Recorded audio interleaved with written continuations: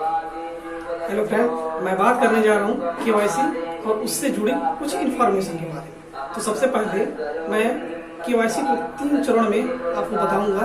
सबसे पहले मैं ये बताऊंगा केवाईसी क्या है, तो उसके बाद मैं ये बताऊंगा केवाईसी कैसे किया जाता है, इसके प्रोसेस क्या है, और तीसरा ये होगा कि केवाईसी कराने की जरूरत आखिर क्यों पड़ती है। तो सबसे पहले हम अपने टॉपिक पे आते हैं और वो ये है केवाईसी क्या है। देखिए, केवाईसी का मतलब होता है नो योर कस्टमर या फिर नो योर क्लाइंट। गवर्नमेंट के रूल के मुताबिक किसी भी गवर्नमेंट बॉडी बैंक को अपने जो भी कस्टमर है उनका डेटा अपने पास रखना होता है। इसी प्रोसेस को हम केवाईसी कहते हैं। मान लीजिए SBI एक बैंक है, तो SBI क्या करेगी कि हर साल अपने कस्टमर का जो डेटा है वो उन्हें अपने पास कलेक्ट करके रखना होता है। ठीक है, तो आप समझ गए होंगे केवाईसी का मतलब क्या होता है। सिंपल भाषा में केवाईसी का मतलब है नो योर कस्टमर या फिर नो योर क्लाइंट, यानी कि आपके पास जो भी ग्राहक हैं आप उनको जानिए, समझिए और उनके जो डिटेल है उनके पास सबमिट करके रखिए। ठीक है, अब हम बात करेंगे केवाईसी कैसे किया जाता है और कितने चरण किया जाता है और उसकी प्रोसेस क्या है। तो देखिए, केवाईसी करने के लिए इंडिया में 2 चीजें काफी प्रचलित हैं। पहला है आधार बायोमेट्रिक बेस्ड OTP और दूसरा है आधार OTP बेस्ड OTP। ठीक है, तो गवर्नमेंट ने जो भी आधार कार्ड बनाए हैं वो अभी तक लगभग 1.5 अरब के आसपास है। ठीक है, इसका मतलब ये है कि लगभग देश में सब हर किसी का आधार कार्ड बन चुका है। तो होता क्या है कि आधार के जरिए ये केवाईसी कराना गवर्नमेंट के लिए बहुत ही सहूलियत सुविधा प्रोवाइड करती है। आधार में आप बायोमेट्रिक के जरिए एक सिंगल थंब इम्प्रेस के जरिए आप अपना केवाईसी करा सकते हैं।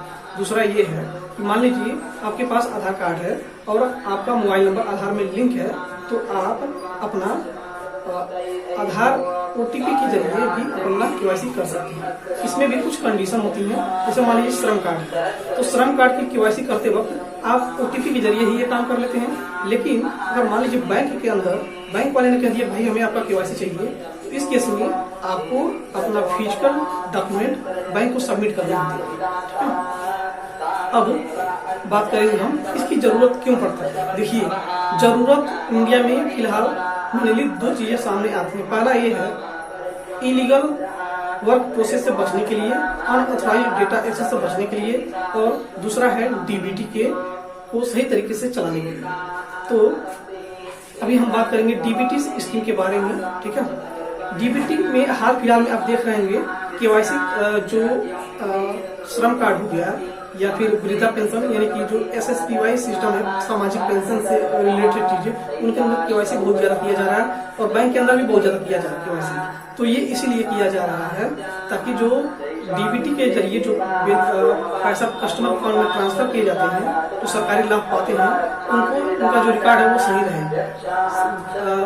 एग्जाम्पल के लिए मैं आपको बता रहा हूँ, मान लीजिए कोई आदमी वृद्धावस्था में पेंशन पाता है और सपोज उसका डेथ हो जाता है, तो हो क्या रहा है कि उसके परिवार वाले ना तो बैंक को इन्फॉर्म कर रहे हैं, ना तो किसी गवर्नमेंट बॉडी को इन्फॉर्म कर रहे हैं। तो इस केस में क्या हो रहा है, गवर्नमेंट जो भी पैसा भेज रहा था अभी वो भेजता ही जा रहा, क्योंकि उनको पता नहीं है कि ये आदमी अब नहीं रहा। ठीक है, ऐसे ही मान लीजिए राशन कार्ड के अंदर भी शायद पैसे आने वाले हैं, प्लस PM किसान के भी अंदर पैसे आते हैं, और भी देश में कई सारे स्कीम्स हैं जिनके जरिए गवर्नमेंट लोगों को DBT के रूप में पैसे भेजती है सहूलियत देने के लिए। यहाँ तक कि गैस के लिए भी पैसे आते हैं। तो ये इसीलिए है कि मान लीजिए किसी के नाम पर कोई गैस कनेक्शन है और उसका DBT के रूप में पैसा आ रहा है, बाद में उसकी डेथ हो जाती है या फिर कुछ अनफॉर्चुनेटली कुछ हो जाता है, तो वो पैसा आता रहता है। अब होगा क्या, केवाईसी के जरिए इसे कैसे रोका जा सकता है, हम इस बारे में बात करेंगे। देखिए, मान लीजिए कि वृद्धावस्था में पेंशन आ रहा था और वो आता जा रहा है।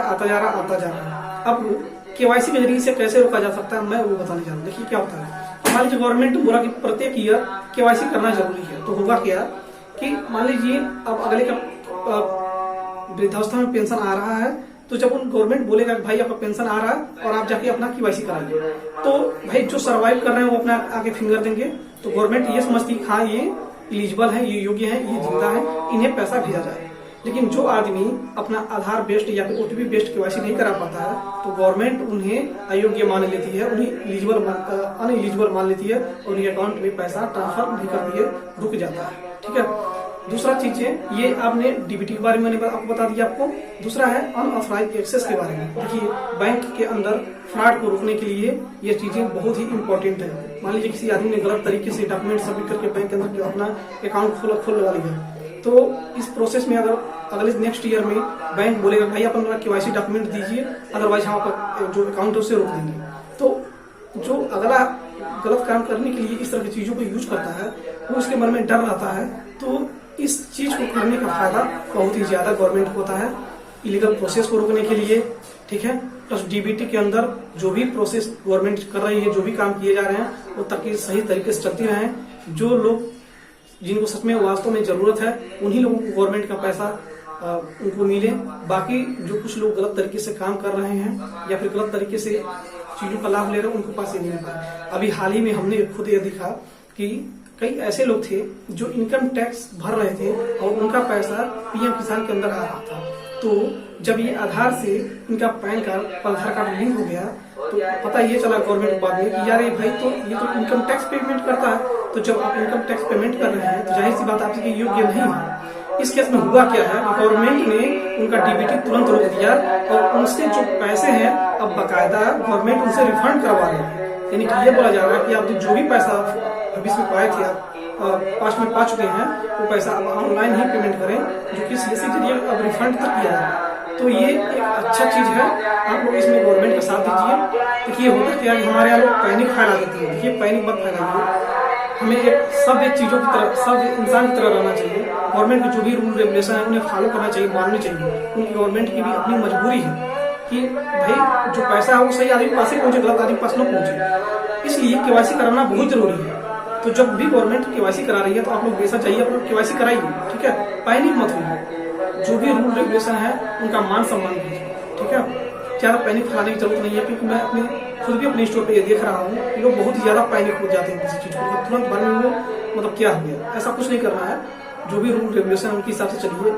आधार केवाईसी गवर्नमेंट मांग दीजिए, उस पर ज्यादा गवर्नमेंट को ब्लेम करने की जरूरत नहीं है। मेरा मानना है कि केवाईसी एक सही प्रोसेस है, क्योंकि इससे मैंने बताया कि इलीगल वर्क प्रोसेस को रोकने में प्लस डीबीटी को सुचारू रूप से चलाने में गवर्नमेंट को बहुत ही मदद मिलती है। तो आप लोग गवर्नमेंट का इसमें साथ दीजिए और इस काम को आसानी के साथ चले दीजिए, ठीक है। थैंक यू भाई, थैंक यू।